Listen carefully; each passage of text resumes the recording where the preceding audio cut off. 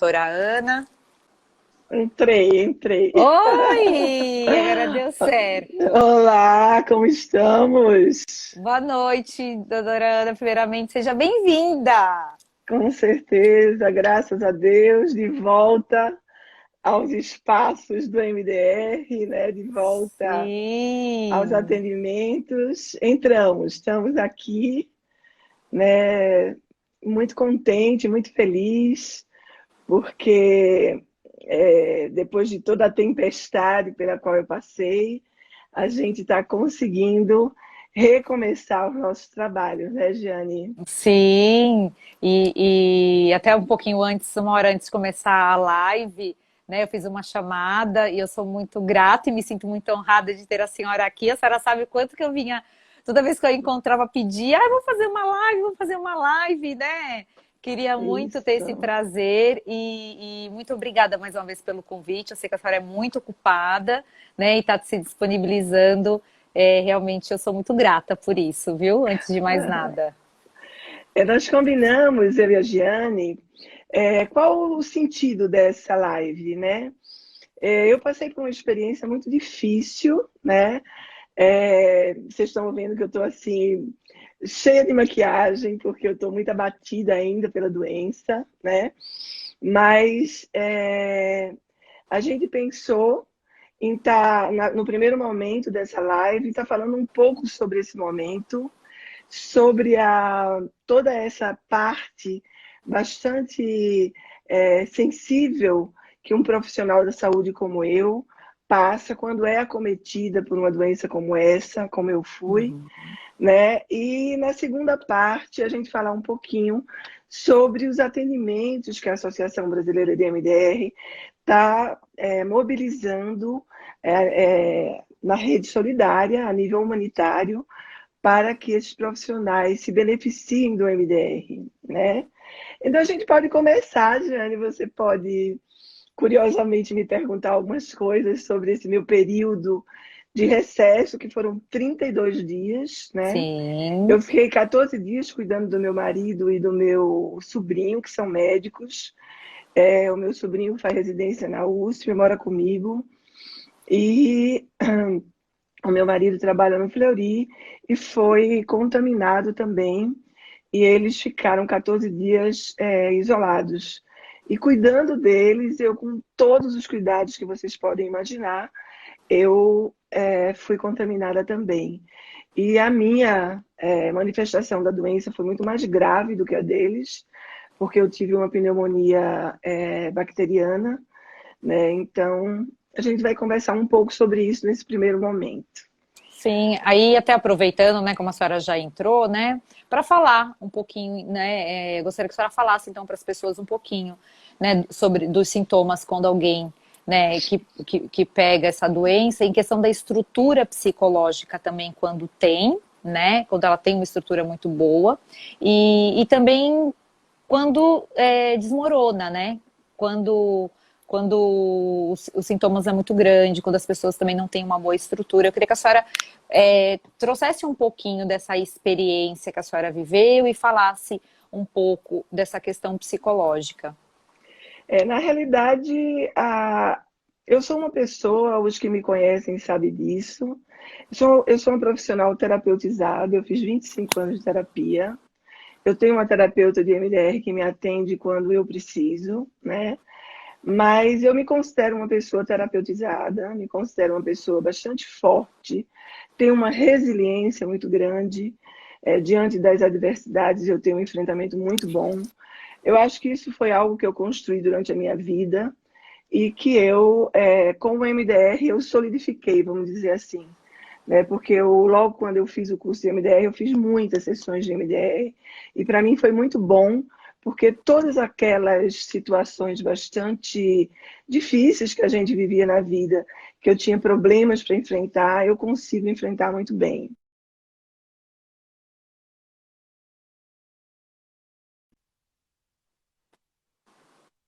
E foi quando eu tive que fazer prótese de joelhos, né? Eu fui atleta profissional e eu coloquei 2 próteses nos meus joelhos. Cada uma um mês eu fiquei afastada do trabalho, das minhas atividades. Depois eu tive uma doença, que é uma doença que eu particularmente achei uma das piores coisas que aconteceu à minha filha, que chama-se herpes zoster, que é uma doença que dói muito, né?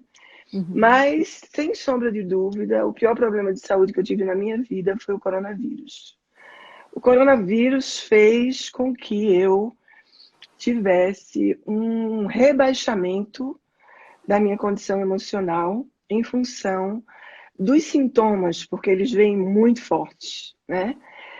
São sintomas, eu tive nos primeiros dias, eu tinha uma dor no corpo, assim, muito ruim, era algo que me incomodava muito. Eu tinha uma dor de cabeça intermitente, que ela não parava, e eu tinha um pouco de falta de ar. E uma tosse muito seca, sem secreção. E quando eu comecei com esses sintomas, antes de fazer o teste, eu já me isolei, né? O meu marido estava saindo do isolamento, as minhas duas filhas estão dentro. Eu tenho uma filha médica, mas ela não positivou. Quer dizer, ela deve ter positivado, mas ela não manifestou os sintomas da doença, né? E a minha outra filha também não manifestou. Elas devem estar já imunizadas, mas não, graças a Deus. Elas duas cuidaram de mim, do pai e do primo, enquanto eles estavam isolados, e nós ficamos em casa. Eram 3 quartos de isolamento e as duas dormindo, uma em cima da outra, no outro quarto, né? Então a gente teve esse momento, que foi um momento dificílimo, né? Dificílimo porque tudo é perigo. Mas, gente, eu vou contar para vocês o pior momento da minha doença, né? E se eu chorar, vocês me perdoem, tá? Porque eu estou relembrando isso com felicidade, né? Logo no início, eu tive esses sintomas, que foram sintomas muito pesados. Eu não conseguia tomar banho em pé, eu ficava em pé, eu sentava numa cadeira porque eu estava muito fraca. Mas o pior desses 16 dias foram os 3 dias que eu não dormi, porque eu tive a pneumonia bacteriana e a minha filha, que é médica, auscultou o meu pulmão e disse: Olha, mãe, vamos no Einstein, porque eu não estou gostando desse pulmão. Então eu fui no Einstein, nós passamos o dia lá. Inclusive, eu quero agradecer a todos os profissionais de saúde que me atenderam lá, foi maravilhoso, né? Com muito critério, com muita sabedoria, com muito carinho. E eu fiz a tomografia e realmente deu uma pneumonia bacteriana, mas tinha só uma parte do pulmão tomado pelo vírus, e aí o médico já me deu 2 antibióticos de alta geração e eu tomei durante 7 dias. Mas quando eu cheguei em casa desse dia, eu estava muito mal. Eu respirava sem conseguir, né, respirar.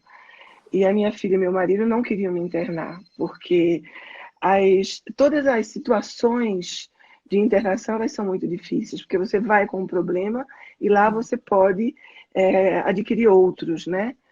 Então eu fui dormir e acordei completamente asfixiada. E eu achei que eu tinha morrido. Eu disse assim, eu abri o olho e disse assim, morri. Eu tive a sensação de morte naquele dia, né? Fiquei muito angustiada, fiquei muito paralisada. Aí, no dia seguinte, eu fiquei a noite inteira em claro, porque eu não queria dormir, com medo de se eu dormisse eu morresse. Não queria preocupar o meu marido e minhas filhas e meu sobrinho em função de que era uma coisa minha, não era uma coisa... Porque se eu tivesse correndo algum risco, meu marido não teria me deixado em casa, né? Mas eu pedi uma sessão de MDR com a minha terapeuta, que é uma pessoa iluminada, e ela trabalhou esse momento asfixia que eu tive, que foi uma coisa muito maluca, porque o meu cérebro realmente estava evidenciando morte, né? Então, os outros 2 dias eu ainda fiquei mal, tive outras sessões de MDR, porque eu estava com muito medo de dormir, né? Do 10º dia eu comecei a melhorar. Esses fatos que eu contei para vocês, desses dias de trevas, porque os chão foram dias de trevas, né? Eu não conseguia ler, eu não conseguia entrar na internet, eu não conseguia estudar, eu não conseguia fazer nada, né? Eu lembro que foi no dia que eu recebi o livro da Francine Shapiro, e eu louca para ler o livro, e eu não conseguia ler, né? Mas passou esse tempo e eu aprendi algumas coisas importantes nisso que eu quero passar para vocês. Nós não somos, de maneira nenhuma, blindadas. Nós, profissionais, precisamos fazer terapia. Como eu disse para vocês no início, eu sou uma terapeuta terapeutizada, fiz 25 anos de terapia, eu tenho uma resiliência enorme. E eu vou dizer uma coisa para vocês, se eu não tivesse o MDR, eu não sei o que teria sido de mim nesses dias, né?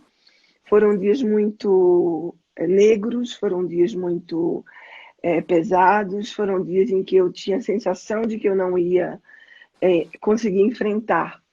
Mas esses aprendizados a gente não precisa ter quando a gente passa por uma crise dessa, né? Eu sempre fui adepta de que o profissional que trabalha com pessoas, o profissional que é terapeuta, o profissional que faz MDR tem que fazer terapia de MDR. O profissional que trabalha com MDR tem que se submeter à terapia de MDR, para que ele entenda como o processo funciona no cérebro, né? Para que ele entenda que o nosso cérebro é vulnerável, para que ele entenda que o nosso cérebro não tem a capacidade de reter as memórias disfuncionais de uma maneira funcional no processamento adaptativo de informação, quando essas memórias são muito pesadas, né? A segunda coisa que eu gostaria de dizer para vocês, de todo esse processo que eu vivi, foi o quanto eu me senti querida, né? Porque eu tive uma corrente de orações.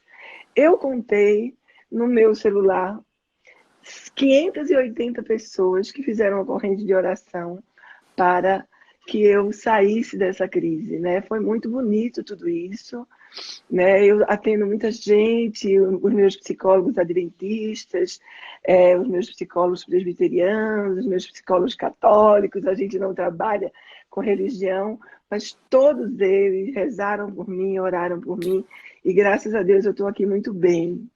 A terceira coisa que eu gostaria de dizer a respeito dessa doença é que ela é uma doença grave. Ela não é uma gripezinha, tá? Ela é uma doença gravíssima. Eu hoje precisei ir ao supermercado, eu fui de luva, eu já estou imunizada, mas eu fui de luva, eu fui de máscara, porque a gente precisa se cuidar. Então, é importante que a gente, numa situação como essa, siga as orientações da Organização Mundial da Saúde, que está dizendo fique em casa. Gente, eu estou vendo pessoas voltando a trabalhar nos consultórios. Essa não é uma orientação que eu dou. Nós ainda estamos em quarentena, orientados pela Organização Mundial da Saúde. Nós ainda estamos em quarentena. Não podemos expor os nossos pacientes, não podemos dizer, não, vou atender só eu e o paciente e está tudo certo. Não podemos fazer isso, porque isso é contra o que a Organização Mundial da Saúde está nos orientando. Por favor, fiquem em casa, façam um curso online, atendam online e vocês vão ser muito felizes, né? Porque, de uma certa forma, a gente tem formas de atender hoje que são os atendimentos online, ok? A quarta coisa dessa experiência é uma coisa muito espiritual, tá? A gente precisa ter fé, a gente precisa ter algo que impulsione a gente a ajudar as pessoas, impulsione a gente a ser solidário, impulsione a gente a ter gratidão, impulsione a gente a não ser egoísta, né? A gente tem que ter fé. É uma coisa de alma, é uma coisa espiritual, e eu acho que a gente precisa, num momento como esse, veja bem, eu faço uma revisão da minha vida diariamente. Eu sou uma pessoa que diariamente eu penso nas coisas boas e nas coisas ruins que eu fiz. Eu hoje estou num momento iluminado, né? Porque eu decidi que a partir de agora eu só vou fazer coisas boas na minha vida. Então isso vai ser muito bom para mim e para quem está próximo de mim. Por quê? Porque a gente, para morrer, gente, a gente, ó, eu me vi à beira da morte, né? Por quê? Porque eu tinha uma insegurança de que se aquele vírus ia me matar, como está matando um monte de gente, né? Então a gente precisa fazer é, essa avaliação do que nós estamos fazendo com a nossa vida. Nós profissionais, e eu estou vendo a Roberta Rosa Borges está em Miami, está nos assistindo aqui. Beijo, Beta! A Beta é uma Ai, que querida, linda. é filha de uma amiga de infância minha, jogou voleibol comigo, a Isabel, e a Beta está aqui com a Olha, gente. Obrigada, que Beta! legal, bem-vinda. Não só as pessoas que são MDRistas, né, que trabalham com psicologia, mas também as pessoas que estão assistindo a nossa live hoje, Diane. Então é isso. Esse primeiro momento eu gostaria de passar essas coisas. Você teria mais alguma pergunta? Eu só vou ler um comentário aqui, que aí eu concordo, que é da Marici, né, falando, né, mais coisas boas do que você já faz, né, então, quem te conhece de perto sabe o quanto você abraça todo mundo, quanto você é muito generosa com todo mundo, e eu acho que todo mundo que está aqui, eu acho que compartilha muito disso, da sua autenticidade, da sua generosidade, e a gente tem uma gratidão imensa, né, com a senhora em relação a isso. A senhora sabe disso, né? Então, e aí, agora eu queria que a senhora falasse então mais um pouquinho, mas agora em relação sobre também sobre a sua entrada, né, nos atendimentos com os profissionais. A senhora já falou um pouquinho, né, que nós não somos blindados, a necessidade de fazer a terapia, mas na outra parte, do outro trabalho, né, que a gente sabe, esse trabalho lindo que é da Rede Solidária, né, que vem desenvolvendo aí no Brasil inteiro. A gente sabe que a senhora faz treinamentos no Brasil todo, abraça com muita paixão esse trabalho, esse voluntariado. A gente serve ao seu lado com muita honra, com muito prazer, com soldados mesmos, né? Quem está aqui faz parte, acho que concorda comigo. E aí eu queria que a senhora falasse um pouco Ó, sobre isso. vou falar, mas antes eu vou mandar um beijo bem grande para um pacientinho meu que está me assistindo, o Que Enzo. lindo! Então, ó, Ele beijo de tá, ele, coração para ele ele. tá com a mãe dele, a Camila, de São José dos Campos, né? Ai, que E o Enzo lindo! está me assistindo, né? A gente Ai, que trabalha, é muito legal! bom. Bom, gente, eu queria falar com vocês um pouco agora essa saída, né? Essa saída da doença, uma doença tão forte, né? Uma doença que mexe com todas as nossas estruturas, as estruturas emocionais, as estruturas sociais, econômicas, familiares, tudo, né? Para fazer um trabalho que é o trabalho da minha alma, que é o trabalho de ajudar o próximo, né? Eu sou de uma família, para quem não sabe, de uma mãe presbiteriana que ela fez um curso de serviço social. Eu não sei se ela está me assistindo, mas ela fez um curso de serviço social quando ela tinha 50 anos. Ela trabalhou uma vida inteira com serviço social e nunca ganhou um centavo. Ela só fez trabalho voluntário e trabalho humanitário a vida inteira. Para mim, isso é um grande orgulho. Eu aprendi com a minha mãe e com meu pai a ser generosa. Eu aprendi com a minha mãe e com meu pai a ser uma pessoa que tem gratidão a Deus por tudo o que Ele nos proporciona. Deus me proporcionou de novo a vida. Eu não tenho dúvida disso, tá? Não tenho dúvida. Graças a Deus, eu estou aqui podendo dar esse depoimento. Mas o trabalho solidário, deixa eu só me recompor aqui um pouco. Sim. O trabalho solidário da Associação Brasileira de MDR, e eu quero aqui, em público, agradecer a toda a minha diretoria, que tem a Tina Zampieri como vice-presidente, a Maria Isabel Caminha, primeira secretária, a Sueli Costa, segunda secretária, e a Celina Sobreira, a nossa tesoureira. A Associação Brasileira de MDR está fazendo um trabalho lindo, humanitário. tá? E graças a essa diretoria que abraçou a nossa causa, que está em busca de ajudar pessoas em momentos difíceis. O programa de ajuda humanitária da Rede Solidária, ele tem objetivos de trabalhar em catástrofes, desastres naturais, violência urbana em situações de crise. Essa é uma crise mundial de saúde, ok? É uma crise mundial econômica. As pessoas estão com medo de não ter dinheiro para comer. Eu estou atendendo pessoas, as pessoas estão com medo de não ter dinheiro para comer, porque não estão trabalhando. Então, é uma situação de crise. Por que nós optamos inicialmente para trabalhar com os profissionais da saúde? Porque os profissionais da saúde são aqueles que estão na linha de frente. Eu tenho 3 dentro da minha casa, né? Eu vejo as angústias, eu vejo como chegam de um plantão. Hoje tem 2 de plantão. Hoje o Rafael está na UTI do HC, que está com a UTI lotada. E como ele já teve o vírus, ele está na UTI do Covid, gente. Você entendeu?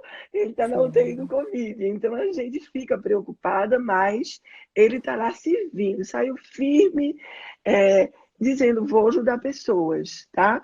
Então esse programa da Rede Solidária, ele tem o objetivo de trabalhar com esses profissionais. Por quê? Vocês não têm noção, gente, o que esses profissionais passam. Não tem. Eu tenho um pouco, porque eu tenho 3 dentro de casa. Eu tive a oportunidade de lidar com eles durante um dia no Hospital Albert Einstein, ok? E assim, acreditem vocês que esses pacientes, profissionais que estão na linha de frente dos atendimentos das pessoas que estão positivadas pelo Covid. Esses profissionais podem passar por uma estigmatização por trabalhar com esses pacientes positivados, né? Por quê? Porque tem medidas de biossegurança extremamente restritas. Alguns profissionais, gente, podem até sofrer hostilidades ou serem evitados pelas pessoas da comunidade, por familiares. Eu estou atendendo uma moça que o namorado dela é médico, a mãe dela não quer que o namorado dela vá na casa dela, porque ele pode levar o vírus para dentro de casa. A gente sabe que se a pessoa tomar um banho, se higienizar, isso não vai acontecer se ele não tiver positivado, né? Mas esse tipo de coisa as pessoas passam. As pessoas podem ter um isolamento físico. Eles vivem em estado de alerta constante. Uma coisa assim, o Rafael disse para mim, tia, eu durmo, eu tenho alguns flashbacks das situações. Isso é normal? Vamos fazer um MDR. Vou encaminhar ele para uma pessoa da Rede Solidária para fazer, porque ele está tendo flashbacks noturnos e pesadelos pequenos, nada grave, mas vem as cenas, né? Eles têm uma perda da autonomia e da espontaneidade muito grande, porque se eles estão na hipervigilância, o cérebro não desliga, né? Então, uma coisa muito, muito terrível isso. Uma necessidade de se adaptar a essa forma de trabalho. Eu tenho um sobrinho que é uma pessoa que gosta muito de estudar, ele diariamente vê todos os artigos científicos que saem no mundo sobre Covid. Então, ele está ali alerta para saber o que está acontecendo. E acontece muito pouco no dia a dia, porque uma pesquisa positiva vai sair lá para setembro, lá para outubro, né? A frustração desses profissionais de não conseguir atender e resolver todos os problemas dos pacientes, gente, e do próprio sistema de saúde é uma coisa terrível, né? O aumento da demanda de trabalho, eu estou atendendo uma enfermeira que ela me disse, doutora, quando eu deito, eu penso em me matar. Porque eu não consigo lidar com as imagens das pessoas morrendo, com as imagens das pessoas pedindo ajuda nos corredores dos hospitais, porque já não tem mais UTI, né? As pessoas ficam com a redução da capacidade de obter um suporte social por causa da carga de trabalho. Para você ter uma ideia, essa enfermeira, eu estou catando ela para poder fazer o atendimento online, porque ela não tem tempo, né? Uma coisa assim, a carga de trabalho é muito grande, né? Uma necessidade muito grande de orientar os amigos e familiares e desmentir principalmente os boatos. as notícias fake sobre o trabalho que vem sendo feito frequentemente com coronavírus, né? Todo mundo me pergunta se eu tomei cloroquina, eu digo que não, porque cloroquina já tem pesquisas que têm dado resultados negativos. Quem vai tomar cloroquina sem ter uma pesquisa que diz que essa coisa funciona?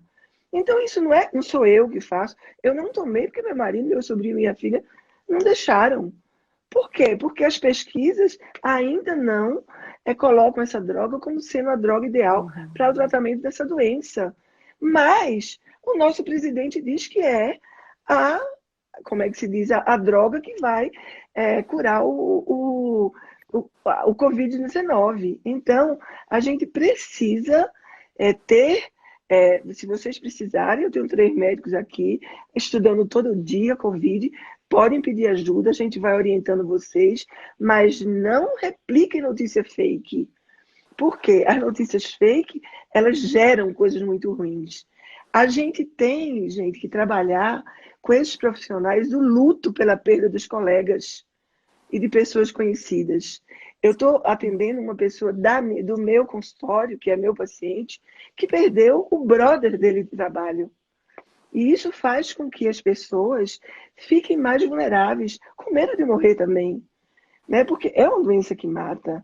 No Brasil inteiro, não vou nem falar de outros países, mas no Brasil inteiro, a quantidade de médicos e enfermeiros que já morreram foi enorme. E a gente precisa valorizar isso. Se o médico está mais bem tratado, está com a cabeça boa, ele sabe se organizar, se reorganizar para ter o enfrentamento disso, né? Além do risco do desenvolvimento e das reações, os transtornos, gente, da população em geral, que geram nos médicos, a gente tem visto nos jornais coisas muito pesadas em relação a isso. Então, o nosso objetivo, trabalhando com o MDR, é reprocessar essas experiências para que essas experiências possam ser reabsorvidas pelo processamento adaptativo de informação do cérebro de uma maneira funcional e essas pessoas possam trabalhar mais tranquilos, essas pessoas possam trabalhar com mais enfrentamento, né? Com mais força. Eu acho, eu vou dizer para vocês, é um depoimento. Eu fiz 4 sessões de MDR nos 16 dias que eu fiquei isolada. Eu fiz uma supervisão sexta-feira online com as minhas supervisionandas, que eu tenho um grupo grande de supervisão, e eu pensei comigo, nossa, que energia que você estava, Ana! E eu acho que se deve a esse trabalho que foi feito comigo. A Giane estava presente, né, Tá, uma Giane? energia maravilhosa. E uma energia muito grande. Eu acho que se deve a todo esse trabalho que eu consegui fazer nessas 4 semanas. Bom, Giane, essa foi a primeira parte da parte médica, né? Quero ver se você tem mais alguma pergunta, se alguém tem alguma pergunta para fazer aí do pessoal que está assistindo. Sim, eu tinha tirado um pouquinho só, né, os comentários, porque tira um pouquinho da atenção, né? Eu queria que todo mundo prestasse muito bem atenção nas coisas que você ia falar, agora eu coloquei novamente. Então, se alguém quiser colocar alguma coisa, alguma pergunta, né, principalmente tanto pelo que a doutora Ana passou, né, a própria experiência com a doença, tanto como atendimento com os profissionais na linha de frente. Mas uma coisa que particularmente, né, me pegou muito foi quando a senhora, né, falou isso, né? Nós não somos blindados, essa questão do profissional não fazer a terapia, né, não se olhar, né, que nós profissionais também precisamos da terapia, né? Que nem a senhora falou, foram dias negros, né? Foram dias pesados e que de certa forma todos nós, nesse momento, estamos tendo que nos adaptar a uma nova realidade, né? Situação de crise mesmo. E como vai ficar o nosso cérebro em relação a isso, né? E esse cuidado nesse momento que nós, terapeutas, precisamos ter, né? E a senhora, com tantos anos de experiência, está aí, né? Dividindo com a gente, falando... Procurei uma pessoa da minha confiança e eu fiz algumas sessões que foi muito importante, mesmo eu já sendo uma pessoa, né, com isso mostra a humanidade, Exatamente. Eu queria, antes de falar sobre isso, mandar um beijo para o Edu, lá de Florianópolis, meu pequenininho também, filho da Ai, Ronise, que lindo! tá? Que Beijo também pro está Edu! assistindo. E está assistindo, olha, eu adoro, sabe? De vez em quando entra um na tela e fala dos meus pacientinhos, né, as Ai, crianças. que lindo!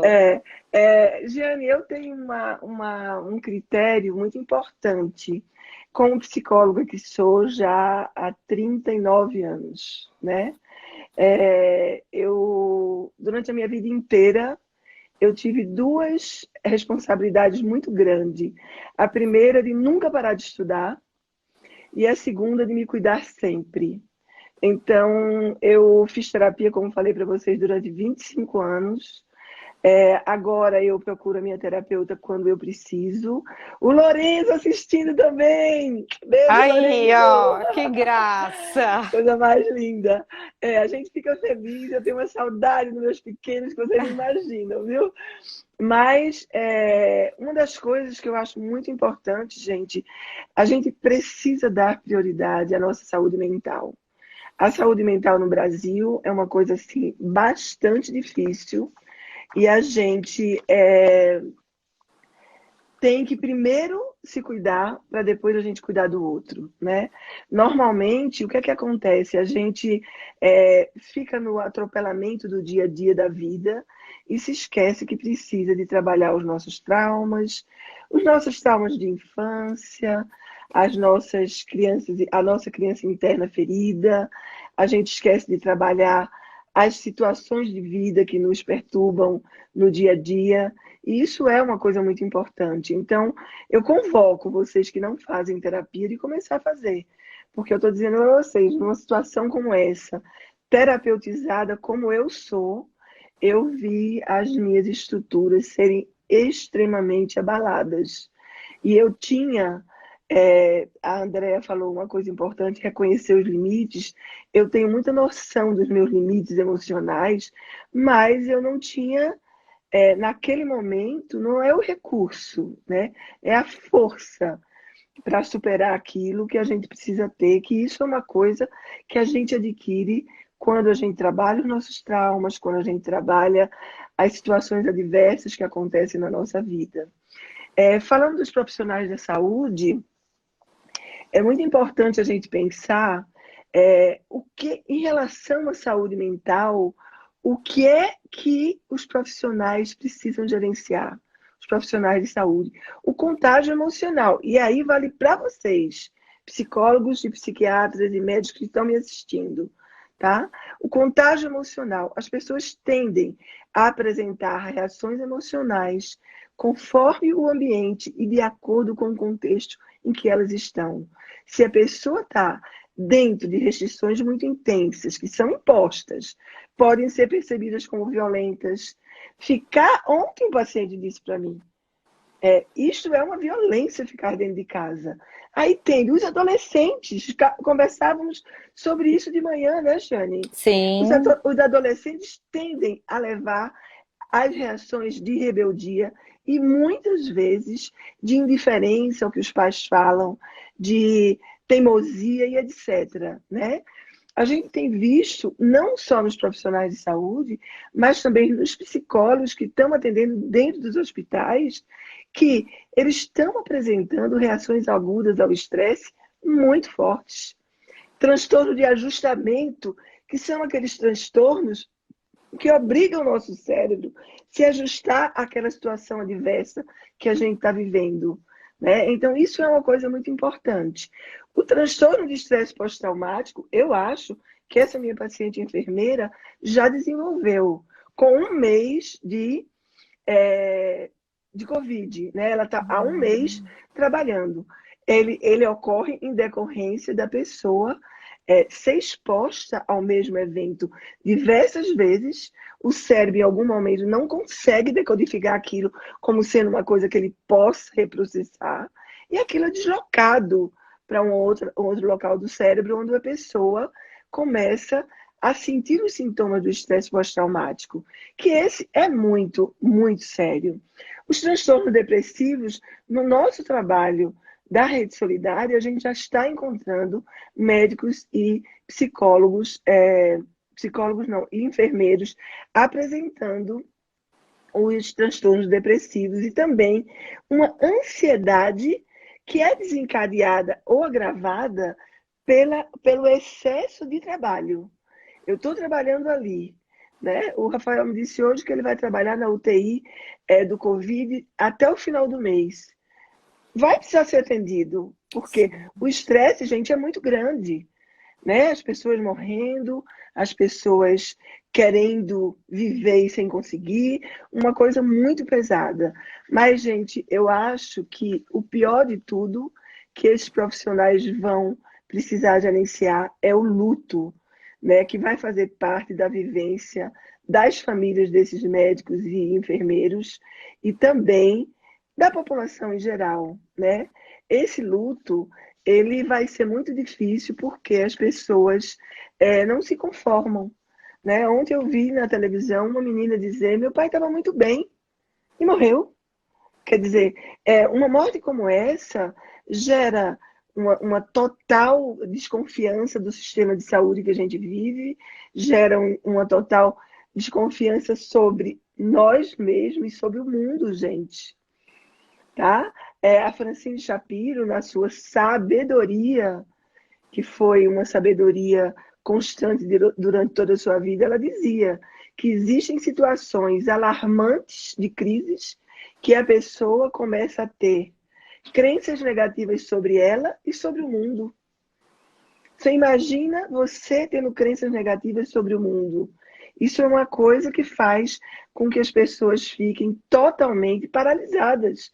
E a paralisia faz com que a gente não produza, a paralisia faz com que a gente não consiga ter enfrentamento, a paralisia faz com que a gente sofra muito.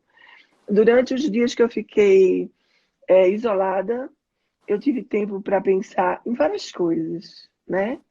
Pensei em toda a minha vida, pensei nos ensinamentos do meu pai, que foi um homem muito sábio, era um homem muito arcaico, dentro da ignorância dele, era um dentista, mas muito radical, mas ele me ensinou muitas coisas boas. Pensei na minha mãe, que é uma pessoa que distribui amor por onde ela passa. E eu pensei numa coisa muito importante, que está faltando à nossa vida amor. Amor ao próximo, amor a si mesmo. Né? A gente, como terapeuta, a gente tem que mudar a forma de amar. A gente não pode amar só quando o amor traz benefícios para a gente. A gente não pode amar só quando o amor traz para a gente alguma coisa positiva. A gente tem que amar sem pensar em si mesmo. Eu pensei também nas minhas filhas, né? Que como eu descobri coisas bonitas nas minhas filhas. Elas estão há 32 dias dentro de casa. A Renata só sai para dar plantão, mas a Roberta está trabalhando de casa. E o quanto a família é uma coisa importante. A Renata fez papinha para mim, porque eu não conseguia comer, sem nunca nem ter pego uma aveia para fazer uma papa. Ela abria, papa é mingau, né? Que aqui em São Paulo chama. Ela entrou na internet, pesquisou como se fazia mingau de aveia, que era o que o meu cérebro pedia para eu comer. A Roberta fez uma canja de galinha para mim e ela botou 2 xícaras de arroz no coisinha assim. Ficou uma papa de arroz com galinha, mas estava tão gostoso aquilo, porque foi feito com tanto amor. Então, por que eu estou contando isso, né? O meu marido toda hora olhava na brecha e perguntava: quer alguma coisa? Quer um suco? Quer uma água de coco? O Rafael, meu sobrinho, me ajudou até a fazer faxina na casa, gente. Esse cara é um médico, é um cara que está estudando. Uma coisa linda, o que é família, né? Como a gente tem que privilegiar a família, como a gente tem que privilegiar o que vive junto da gente, como a gente tem que ensinar o bem. Né? Nossa, eu nem sei porque eu estou falando tudo isso. Mas eu estou falando porque eu estou falando dos dias que eu passei confinada. Sim. Mas eu fiz outra reflexão. Eu fiz uma reflexão sobre os meus pacientes, né? Por que eles me procuram? Porque eles têm confiança no meu trabalho? porque eles acreditam que eu vou ajudá-los. Porque sempre que eu atendo meu paciente, uma vez, eu digo a ele, saiba que eu vou te ajudar. Porque eu creio primeiro em Deus e depois em tudo que eu já fiz na minha vida, que eu tenho um discernimento hoje de ajudar o próximo muito grande. Então, mesmo se eu não conseguir resolver a fobia dele, que eu vou resolver, mas eu vou ajudar ele a se sentir melhor, né? Eu pensei também em todo o pessoal que me ajuda, na minha diretoria da associação, que a gente luta, nós não ganhamos nada para trabalhar na associação. E a gente luta, parece que a gente tem fé de aquilo que vai dar certo. Vamos fazer. Né? A gente abraça a causa, querendo mesmo que ela dê certo. E eu pensei nas minhas supervisionandas, que é o meu time maravilhoso, que eu tenho uma total confiança, e tem algumas delas que estão aqui nessa live, que eu queria agradecer publicamente. As minhas organizadoras de curso, as minhas brothers, né? Queria agradecer a Celina Sobreira, que é minha irmã, é minha sócia. A gente hoje se encontrou, nem um beijinho a gente pode dar, né? Queria agradecer a minha irmã Vera e Letícia, que elas estão sempre comigo, minha irmã Nadir, minha irmã Miraci, que cuida da minha mãe, e minha irmã Carmen Lúcia. Todas elas a gente tem um carinho muito grande. Então eu pensei em tudo isso. O que é que a gente faz para que a gente possa ajudar o próximo? A gente tem primeiro se ajudar, a ter mais amor para dar, sem pedir em troca, tá? Giane, a gente ainda tem 15 minutos, eu queria ver se as pessoas querem fazer alguma pergunta, né, para a gente poder estar respondendo, que eu acho importante isso, né? Sim, quem quiser colocar alguma pergunta para a doutora Ana, então fica à vontade, né? Eu liberei agora os comentários, porque para prestar bem atenção no que a senhora estava falando, acho que é muito importante. Eu acho que principalmente esse respeito, eu aprendi muito, ainda mais assim com a técnica do MDR, uma das coisas que a senhora sempre ensinou isso, né? Nunca tenha pressa de reprocessamento, estabilize bem, ensine todos os recursos, né? E mostre isso, porque às vezes, muitas vezes as pessoas chegam até nós, né? E até profissionais mesmo, né? E eu aprendi muito isso com a senhora, né? Não tenha pressa de fazer o seu trabalho para fazer muito bem feito. E eu passo isso, e eu sempre falo isso para todos. Eu falo, olha, uma das coisas que eu aprendi com a doutora Ana Lúcia foi isso. Não tenha pressa. O limite, olha, você não mostrar, né, para a pessoa, olha, você não tem estrutura, a gente primeiro precisa cuidar disso, primeiro precisa estabilizar, olha, os recursos, mostrar isso. Eu aprendi muito isso com a senhora. E eu sempre passo, eu sempre falo, eu aprendi isso com a doutora Ana. Eu não posso ir aqui, sendo que eu sei que não dá para ir. Então vamos cuidar disso aqui Sem primeiro, dúvida, Gi. né? Eu aprendi muito isso com a senhora. Isso é uma coisa muito importante, né? E a gente tem que tomar muito cuidado nesse momento que nós profissionais estamos atendendo, né, os profissionais de saúde. Por quê? Porque a gente sabe que isso não tem tempo ainda para se. Peraí que tem uma pergunta aqui. Ana, Ah, qual foi o seu... Não, deixa eu concluir a minha frase. isso, A porque gente aí ainda depois não você tem, olha. a gente não tem um tempo para acabar essa crise. Isso é uma crise mundial de saúde, tá? Então, pode durar um mês, 2 meses, 3 meses, a gente não sabe. Os médicos dizem, o meu marido ontem eu perguntei para ele, posso marcar curso para julho? Ele disse, pode. Se próximo tiver a crise, você vai ter que desmarcar.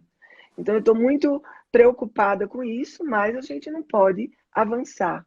E torno a pedir os profissionais que já começaram a atender presencial que tomem cuidado com isso, não façam. A Organização Mundial da Saúde ainda está, o nosso governo de estado ainda prorrogou a quarentena até dia 10 de maio. Fiquem em casa, atendam online, tá certo? Deixa eu responder as perguntas, deixa eu voltar aqui. Obrigada, gente, muito carinho por tudo. Aqui tem alguém com muito carinho para as minhas irmãs, que são a minha vida. A gente fez uma live ontem, eu tenho uma irmã que mora nos Estados Unidos. A gente fez uma live, não, a gente fez um Zoom com Ai, que as nossas legal. irmãs e a gente mais ria do que fazia qualquer Ai, coisa. que Foi engraçado, delícia. porque eu fiquei meio afastada até delas. Elas ficavam pedindo notícia e eu não conseguia dar, né? Olha, a vida nos convida, eu vou só ler isso aqui porque eu achei tão bonito, Nadir. A vida nos convida a buscar sabedoria, a infiltrar informações de forma sábia. Peça a Deus todos os dias para colocar em todos nós coisas que agregam palavras de amor e bondade. Muito obrigada, Nadir, pela. Qual foi o aspecto mais importante para mim no reprocessamento? Ah, com certeza foram as 3 situações de asfixia que eu tive. A asfixia, gente, ela é diferente. Eu estava conversando com o André Monteiro, meu brother, ontem de manhã, e eu disse para ele, disse, Ana, parece com asma. Eu digo, olha, André, eu nunca tive asma, mas a asfixia é assim. Você está respirando e você para de respirar. Parece que alguém botou um travesseiro em cima de você e você fica sufocada. Então é um pouco isso. É essa sensação de que quando eu acordei, eu pensei assim, eu estou viva ou eu estou morta? Vocês terem uma ideia como o negócio foi grave, né? Então eu fiquei bem preocupada com aquilo, de que eu preciso reprocessar isso, porque essa imagem vai ficar no meu cérebro ali me perturbando. E essa foi a primeira do reprocessamento. A segunda cena do meu reprocessamento, que foi muito boa também de eu ter reprocessado, foi a minha fraqueza. Eu dizia assim para mim, eu estou muito fraca, eu vou morrer. Porque era uma fraqueza que eu nunca tive. Eu sou grande, eu sou forte, e era uma fraqueza que eu tinha a sensação de que eu ia morrer. Foi bem corporal. E o trabalho que a minha profissional fez, não me perguntem quem é a minha profissional, que eu não vou falar, tá? É uma pessoa iluminada, tá? Mas eu não vou falar. É uma mulher, mas ela optou para trabalhar a sensação corporal e foi espetacular, né? Ela fez um EMD e nós ficamos 1h e 45 minutos para eu poder dessensibilizar essa sensação corporal que foi bastante grande. E o terceiro momento foi no momento em que o meu marido me perguntou: Você está bem? E eu disse para ele assim: Não, não estou, vou morrer. E aí ele disse: Para com isso, menina, vem aqui, botou aquele negocinho, tirar no dedo, tá, tá, tá. Esse momento também foi muito ruim, porque eu nunca mostrei uma fragilidade tão grande, né? Aqui em casa eu sou tida como a fortuna, né? Eu trabalho 15 horas por dia, eu faço curso no fim de semana, então nunca ninguém me viu tão frágil como eu estava. Então essa foi a terceira, e foi espetacular, gente. Nada disso me incomoda mais, tá? Esse Que foi um bom. bom depoimento. Tem outra pergunta.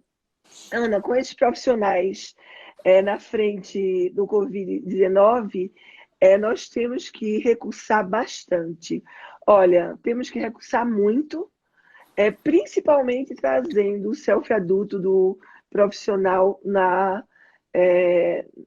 no atendimento online, porque esses profissionais vêm com algumas nuances de criança interna bastante medrosa, muitas coisas de medo aparecem. Então, os recursos, eles são muito importantes. Ela está pedindo aqui dica, mas dicas de recursos, gente, são muitos, né? Todos os que vocês têm do MDR são importantes, tá? Obrigada, Joelma, pelo post lindo. Tita, minha irmã está aqui, muito fã. Ai, que linda. Letinha, lá de Recife, está aqui. Ai, bem-vinda. Andréia, tenho conversado com familiares de médicos e eles falam do estado de pânico que sentem quando vão trabalhar no hospital. Não tenha dúvida. Esse é um dos sintomas que a gente está percebendo nos médicos quando eles estão nos procurando na rede solidária, né? Porque o medo de se contaminar, porque veja bem, gente, tem médico novo se contaminando, né? Médicos muito novos morrendo. Então, isso é muito perigoso. E as pessoas ficam.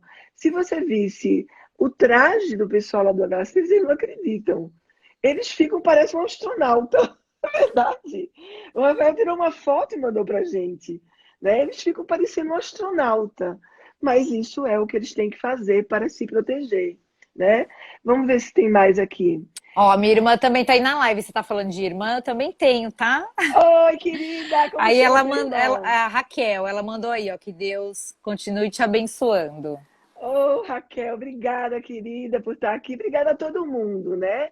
Alguém tem mais alguma pergunta? Giane, tem alguma pergunta?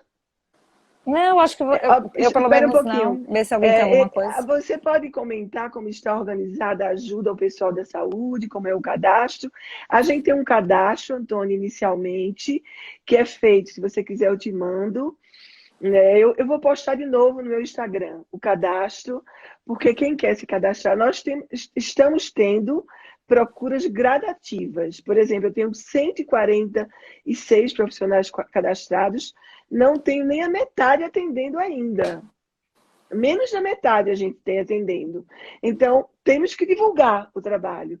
Vocês também vão ser a porta de entrada para a Sim. divulgação, tá? Eu divulguei E até aí, recentemente também nos stories, eu tô sempre compartilhando. perfeito. O que acontece com esses profissionais? A gente manda o e-mail, eles mandam um e-mail com nome, hospital que trabalham, ou clínica que trabalham, e mandam o CRM ou Corém, que é o Conselho dos Enfermeiros, né? Então a gente pega e faz um contato e manda para um profissional atender. Nós estamos optando para fazer esse envio ao profissional para pessoas da mesma cidade, porque são 8 sessões que a Rede Solidária está disponibilizando. Se a pessoa depois quiser fazer um tratamento, alguma coisa com esse profissional, pode dar continuidade ou presencial ou online. E aí fazer por um preço mais acessível. Esse é um combinado que nós estamos fazendo com os psicólogos, entendeu? Então isso vai ser muito bom, porque as pessoas, de uma certa forma, depois também vão conseguir fazer um atendimento. Ana, o Covid-19 deixa sequelas? A sequela nenhuma, tá? Ainda não se sabe se a gente fica imunizado, porque as pesquisas ainda não trazem isso com segurança, mas acredita-se que sim. Tanto é que, por exemplo, as pessoas que tiveram Covid lá na USP, o Rafael, por exemplo, está na linha de frente da UTI. Então, eles já acreditam que sim. Mas nenhuma, eu estou me sentindo muito bem. Hoje de manhã eu precisei ir ao supermercado. Fui com a Celina resolver o negócio da nossa firma. Depois fui ao supermercado, que eu precisava ir, porque meu marido faz aniversário no fim de semana e eu queria fazer uma surpresa para ele. Então, quando eu cheguei em casa, eu estava muito cansada. Muito cansada. Eu sou uma pessoa que trabalho 15 horas por dia. Então, eu tomei um banho assim que cheguei, me deitei e fiquei 3 horas deitada. Pra vocês terem noção como a energia da pessoa. A sequela que eu estou achando, Nadir, é a energia. Ainda não voltou totalmente. Porque eu sou ligada no 220, né? E eu tô, vamos dizer que eu estou no 110 ainda. Mas sequelas físicas nenhuma, sequelas emocionais, talvez sim, né? Porque é, quando a gente passa por uma situação como essa, como eu passei, foi muito difícil, né? Foram 2 em casa positivados, depois eu. Então, olha só, já estamos em 156 profissionais em atendimento. Su, um beijo. A Sueli é quem está na coordenação dos profissionais. Ela está me ajudando desde o começo, porque nós soltamos isso quando eu estava no auge da minha crise. Aí a Sueli encabeçou, porque a Sueli é pau para toda obra, Ai, que gente. legal. Vocês nem imaginam quem é a Sueli. Eu digo a ela, quando você está na frente, eu nem me preocupo. Ai, coisa Então, boa. a Sueli encabeçou isso e ela está dizendo que nós já estamos com 156 profissionais, ok? Que medicamento eu utilizei? Ai, Rosa, eu não posso te dizer, mas foram medicamentos, foram antibióticos de última geração, mas que não tem nada a ver com Covid, tem a ver com pneumonia, tá? Muito bons, porque com 7 dias eu já estava muito melhor, tá? Nós precisamos estimular agentes profissionais de saúde, porque a Leticinha, minha irmã, está dando essa dica, porque eles às vezes podem estar reativos à terapia. Eu concordo contigo, Letícia, porque o que é que acontece? As pessoas têm medo do que vão encontrar. Então, se a gente conversar um pouco com nossos amigos que são médicos, com nossos amigos que trabalham em hospitais, a gente pode estar trabalhando isso, ok? Giane, nós estamos no ápice do nosso horário, 9 horas, tá? Eu queria agradecer a todos vocês, gente. Estão me perguntando de novo o medicamento que eu tomei, mas eu não sei dizer. Se eu sair, não, se eu sair e entrar no WhatsApp, eu. Não vou sair, não, porque senão eu não me despeço. A Mas gente tem 1 minuto e meio. para a gente se despedir. Então, eu posso passar. Quem tiver interesse, me manda um WhatsApp que eu mando para vocês o nome da medicação, ok? Que eu tenho a receita médica aqui, tá? Eu vou primeiro me despedir, Giane. Eu queria agradecer a todos vocês pela presença, queria agradecer a todos vocês pela confiança em mim, as minhas supervisionandas, as minhas alunas, pessoal lá de São José dos Campos, de Cuiabá, de Curitiba, todo mundo entrando, Brasil todo. do Rio de Janeiro, obrigada, de Recife. E eu queria dizer, eu estou ótima, pronta para outra, se Deus quiser não vai ter, tá? Mas estou aqui com muito mais amor para dar do que eu tinha antes. Gratidão a todos, gratidão por essa oportunidade de fazer essa live hoje e para a gente poder trabalhar juntos mais uma vez, ok? Beijo grande. Beijo, Ana, gratidão, né? Eu acho que todo mundo que está aqui na live, acho que é só gratidão pura. Então, quem quiser mandar corações, agora beijo nos comentários. A gente está encerrando a live aí nos últimos 30 minutos. Acho que foi uma live emocionante e rica para todos nós. Acho que não teve, acho que quem não se emocionou. Então, obrigado mesmo, né? A gente ainda sabe que você está se recuperando e essa hora está aqui com a gente. Giane, é importante dizer que essa live vai ficar 24 horas Vai, eu vou online, né? salvar. E se alguém gostou da live, indique para os amigos, né? Para eles verem, conhecerem um pouco a situação da nossa doença,